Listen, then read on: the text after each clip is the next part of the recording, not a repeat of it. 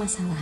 Pemeriksaan pajak atau SPT tahunan PPh orang badan memiliki latar belakang yang kompleks dan beragam, yang mencerminkan dinamika perpajakan di Indonesia. Dalam konteks ini, kepatuhan pajak menjadi salah satu isu utama.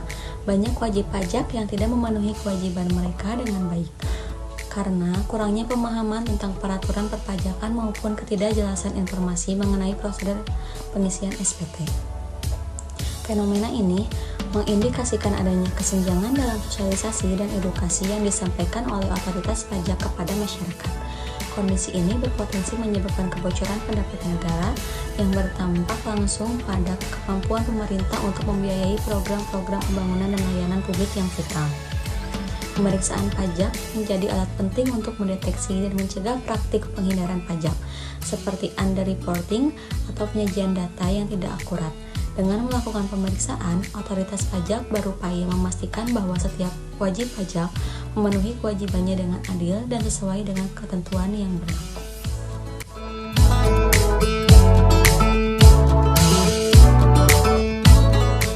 Landasan hukum pemeriksaan pajak atas SPT tahunan PPh orang badan di Indonesia antara lain ada 4. Yang pertama, Undang-Undang Pajak Penghasilan, Undang-Undang Nomor 36 Tahun 2008 yang mengatur tentang ketentuan umum dan tata cara perpajakan, termasuk kewajiban penyampaian SPT dan pemeriksaan. Yang kedua, ada Peraturan Menteri Keuangan Nomor 2 Bulan 3 2014 dan peraturan lainnya yang mengatur prosedur pemeriksaan pajak, termasuk cara dan batas waktu pemeriksaan. Yang selanjutnya, yang ketiga, Peraturan Direktur Jenderal Pajak, Surat Edaran, dan Peraturan Direktur Dirjen Pajak yang memberikan pedoman teknis tentang pelaksanaan pemeriksaan pajak. Yang terakhir, ketentuan umum dan tata cara perpajakan di Undang-Undang Nomor 28 Tahun 2007 yang mengatur ketentuan umum perpajakan termasuk hak dan kewajiban pajak selama pemeriksaan. Pemeriksaan ini bertujuan untuk memastikan kepatuhan dan kebenaran informasi yang dilaporkan dalam SPT.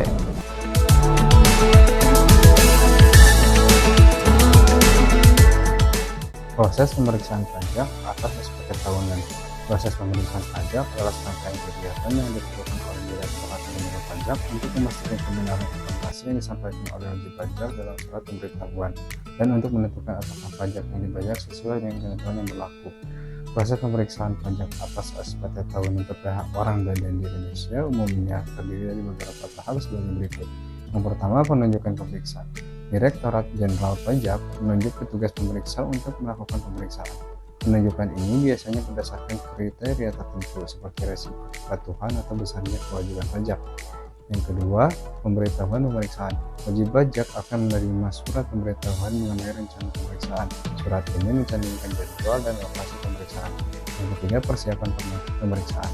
Pemeriksa melakukan analisis awal terhadap SPT yang dilaporkan dan dokumen-dokumen lainnya. Wajib pajak juga diharapkan menyiapkan dokumen yang relevan. Yang keempat, pelaksanaan pemeriksaan. Pemeriksa melakukan verifikasi dan pengujian terhadap dokumen serta informasi yang disampaikan oleh wajib pajak. Proses ini dapat melibatkan wawancara dengan pihak terkait dan permintaan dokumen tambahan. Yang kelima, kesimpulan dan hasil pemeriksaan. Setelah pemeriksa selesai, pemeriksa menyusun laporan hasil pemeriksaan yang berisi temuan dan rekomendasi. Laporan hasil pemeriksaan ini akan disampaikan kepada wajib pajak. Yang keenam, penyampaian laporan hasil pemeriksaan kepada wajib pajak. Wajib pajak diberi kesempatan untuk menanggapi temuan yang terdapat dalam laporan hasil pemeriksaan, baik untuk menyanggah atau memberikan klarifikasi. Yang ketujuh, penetapan pajak. Berdasarkan laporan hasil pemeriksaan dan tanggapan dari wajib pajak, Direktorat Jenderal Pajak akan menetapkan kewajiban pajak final. Jika ada kekurangan, wajib pajak diharuskan untuk membayar pajak tambahan. Dan yang terakhir, yaitu keberatan.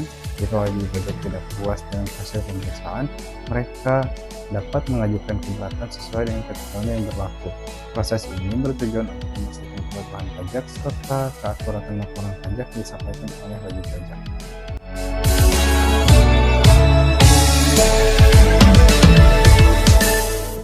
Tujuan proses pemeriksaan pajak yang pertama adalah menjamin kepatuhan, memastikan bahwa wajib pajak melaporkan SPT tahunan PPh orang badan dengan benar dan sesuai dengan peraturan perpajakan yang berlaku. Yang kedua adalah mendeteksi kecurangan, mengidentifikasi potensi penghindaran atau penggelapan pajak melalui analisis laporan yang diajukan.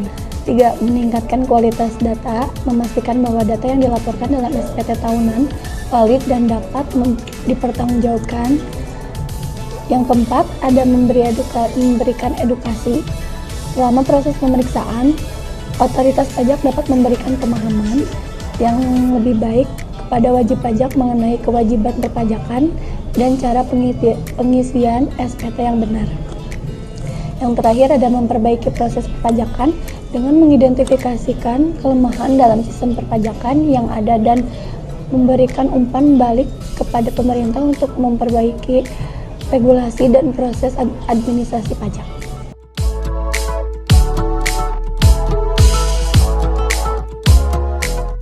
Selanjutnya ada contoh kasus dari PT Krakatau Steel. Seperti yang kita tahu bahwa PT Krakatau Steel adalah perusahaan BUMN yang berfokus pada produksi baja dan berlokasi di Cilegon, Banten. Perusahaan ini didirikan pada tanggal 20 Mei 1962 sebagai kelanjutan dari proyek baja Trikora yang diinisiasi Presiden Soekarno tahun 1960 dengan bertujuan untuk mendukung industrialisasi nasional yang mandiri. Awalnya, Krakatau Steel bernama Cilegon Steel Mill dan dibangun bekerja sama dengan TAS Promexport dari Uni Soviet. Namun, akibat gejolak politik dan ekonomi, pembangunan sempat terhenti dan baru dilanjutkan pada awal 1970-an. Perusahaan mulai beroperasi secara resmi pada tanggal 31 Agustus 1970 dengan nama Krakatau Steel yang diresmikan oleh Presiden Soeharto. Pada Maret 2019, PT Krakatau Steel diterpa kasus korupsi yang melibatkan salah satu direkturnya yaitu Bapak Wisnu Kunchoro yang tertangkap oleh KPK bersama Alexander Muskita saat menyerahkan uang sebesar 20 juta sebagai bagian dari komitmen fee untuk proyek pengadaan barang senilai 24 miliar dan 2,4 miliar di Direktur Produksi dan Teknologi Krakatau Steel. KPK menangkap beberapa pihak terkait termasuk Kenneth Sutarja dari PT Grand Kartek dan Kurniawan Edi Cokro dari Grup Cokro.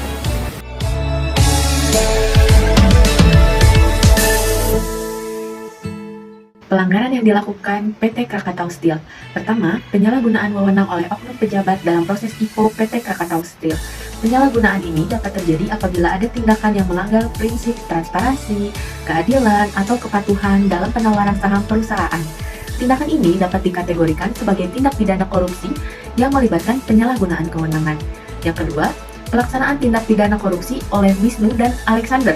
Di sini mereka berperan dalam proses IPO PT Krakatau Steel dan telah didakwa melakukan tindak pidana korupsi berdasarkan keterangan mereka melanggar pasal 12 huruf A atau B atau pasal 11 Undang-Undang Nomor 31 Tahun 1999 tentang pemberantasan tindak pidana korupsi sebagaimana dengan diubahnya pasal tersebut menjadi Undang-Undang Nomor 20 Tahun 2001 dalam rangka menyalahgunakan jabatan kewenangannya untuk mendapatkan keuntungan pribadi dengan cara yang merugikan negara atau pihak lain.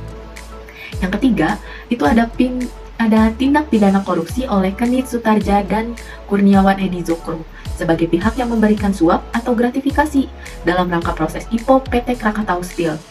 Mereka didakwa dengan melanggar Pasal 5 ayat 1 huruf A atau B dan Pasal 13 Undang-Undang Tipikor karena memberikan suap atau gratifikasi kepada mereka yang berperan sebagai pejabat atau pihak yang memiliki kewenangan dalam proses tersebut dengan tujuan untuk memperoleh keuntungan pribadi ataupun kelompok.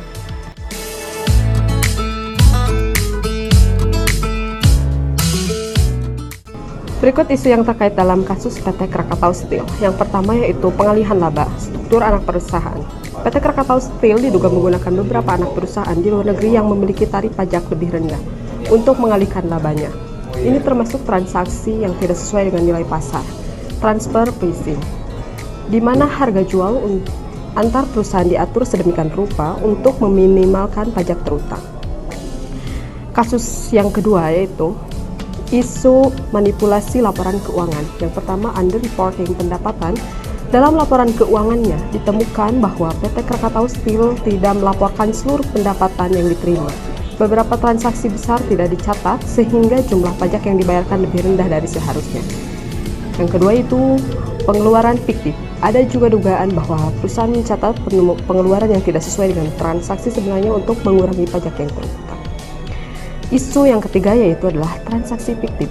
Penggunaan pihak ketiga, perusahaan dikabarkan melakukan transaksi dengan pihak ketiga yang tidak memiliki substansi bisnis nyata. Transaksi ini digunakan untuk mengklaim pengurangan pajak yang tidak valid.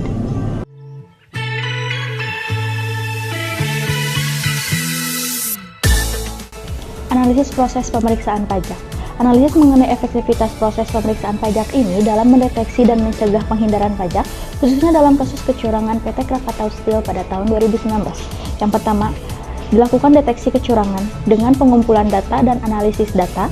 Proses pemeriksaan dimulai dengan pengumpulan dokumen yang relevan, termasuk SPT tahunan, laporan keuangan, dan bukti transaksi. Auditor melakukan analisis data yang mendalam untuk mencari ketidaksesuaian dan anomali dalam pelaporan. Penggunaan teknik analisis data yang canggih seperti analisis rasio dan model prediktif memungkinkan auditor untuk mengidentifikasi transaksi mencurigakan yang mungkin menunjukkan penghindaran pajak. Lalu dilakukan wawancara dan klarifikasi. Dengan proses wawancara, manajemen dan karyawan memberikan peluang untuk menggali lebih dalam mengenai kebijakan perpajakan dan praktik akuntansi yang diterapkan. Yang kedua, pencegahan kecurangan. Dilakukannya sanksi dan efek jera. Penerapan sanksi administratif termasuk denda dan bunga berfungsi sebagai deteren bagi wajib pajak. Jika PT Krakatau Steel dikenakan sanksi akibat pelanggaran, hal ini dapat memberikan efek jera bagi perusahaan dan meningkatkan kesadaran akan pentingnya kepatuhan pajak. Lalu rekomendasi untuk perbaikan. Hasil pemeriksaan mencakup rekomendasi yang bertujuan untuk meningkatkan sistem internal perpajakan dan akuntansi perusahaan. Yang ketiga, peningkatan kepatuhan pajak. Dilakukan monitoring berkelanjutan. Proses pemeriksaan memungkinkan DJP untuk melakukan monitoring terhadap wajib pajak yang berpotensi memiliki masalah. Pengawasan yang lebih ketat terhadap PT Krakatau Steel setelah pemeriksaan dapat mencegah penghindaran pajak yang lebih lanjut. Lalu dilakukan edukasi dan kesadaran. Pemeriksaan seringkali disertai dengan program edukasi untuk meningkatkan pemahaman manajemen dan staf tentang peraturan pajakan yang berlaku. Yang keempat, tantangan dalam efektivitas. Dengan keterbatasan sumber daya, DJP menghadapi tantangan keterbatasan sumber daya yang dapat membatasi kemampuan untuk melakukan pemeriksaan secara menyeluruh. Lalu dilakukan kompleksitas transaksi. Struktur yang kompleks dapat menyulitkan auditor dalam mendeteksi penghindaran pajak. Diperlukan keterampilan dan pengalaman khusus untuk menganalisis transaksi yang tidak biasa dan mendalam. Yang kelima, evaluasi hasil pemeriksaan. Dilakukan tindak lanjut temuan. Dengan efektivitas pemeriksaan juga diukur dari seberapa baik DJP menindaklanjuti temuan. Tindakan yang diambil setelah pemeriksaan PT Krakatau Steel termasuk penegakan kewajiban pajak yang diidentifikasi menjadi indikator penting dari efektivitas proses ini.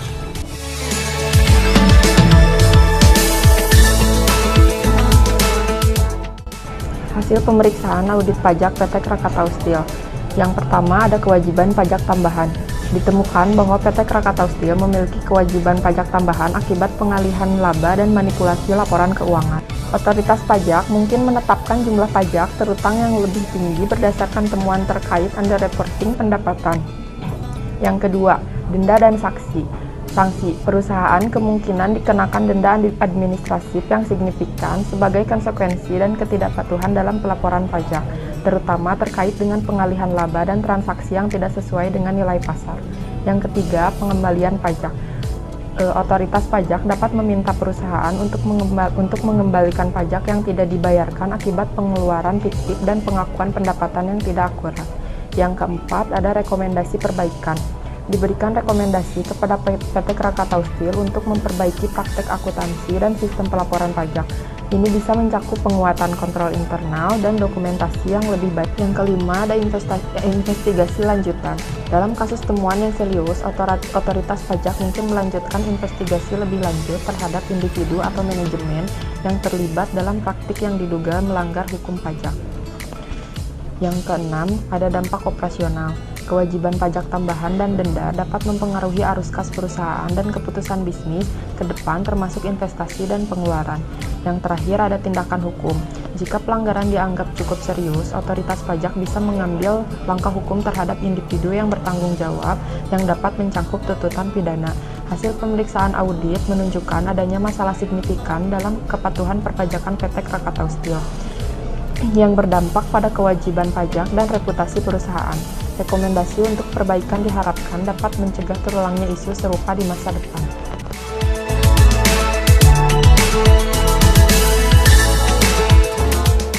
Kesimpulannya, pemeriksaan pajak atas SPT tahunan PPh orang badan di PT Krakatau Steel merupakan proses penting untuk memastikan kepatuhan perpajakan. Melalui pemeriksaan ini, diharapkan perusahaan dapat memperbaiki praktik perpajakan dan meningkatkan transparansi keuangan. Edukasi dan komunikasi yang baik antara wajib pajak dan otoritas pajak juga diperlukan untuk menciptakan iklim perpajakan yang sehat.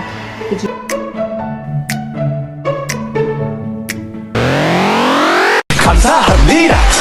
감사합니다. 영어로 thank you. 중국어 谢谢. 일본어